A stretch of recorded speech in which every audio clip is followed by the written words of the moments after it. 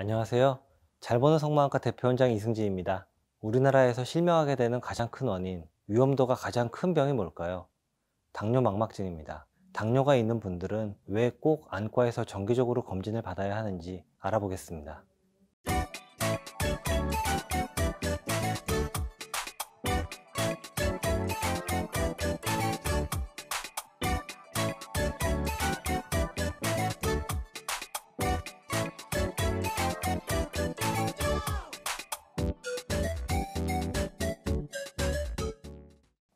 당뇨가 조절이 잘 되어서 괜찮을 거다, 이렇게 생각하시는 경우도 많이 있습니다. 물론 당뇨 조절이 잘 되면 바람직하지만 당뇨 조절 정도랑 망막증의 진행 상태가 꼭 일치하지는 않습니다. 어떤 분들의 경우에는 당뇨 조절은 잘 되는데 눈 상태만 계속 나빠지는 경우도 있고, 또 다른 분 경우에는 당뇨 조절도 잘 안 되고 몸의 다른 장기도 많이 손상이 와 있는데 당뇨 망막증만 깨끗한 경우도 있습니다. 네, 눈에 이제 모세혈관들이 있는데 이렇게 모세혈관이 손상이 되고, 혈관은 결국 피를 운반해주는 파이프이기 때문에 그 피가 필요한 곳까지 구석구석 가지 못해서 산소가 부족한 상태에 빠지게 되고, 그래서 망막이 손상되게 됩니다. 초기 중기에는 거의 증상이 없는 경우가 대부분이고요.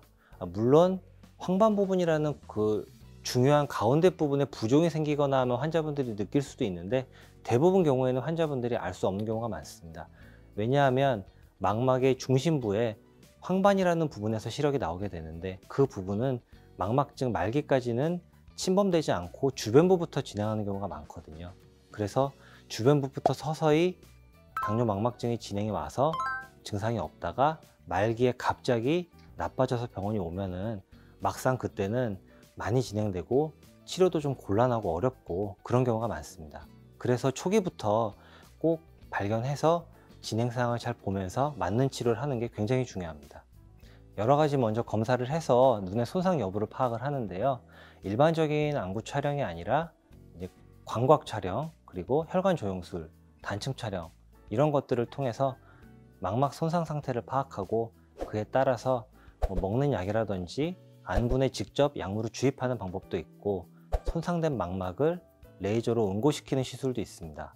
또 심한 경우에는 역시 수술을 하는 경우도 있는데, 마지막에 선택하는 방법이라고 보시면 되겠습니다.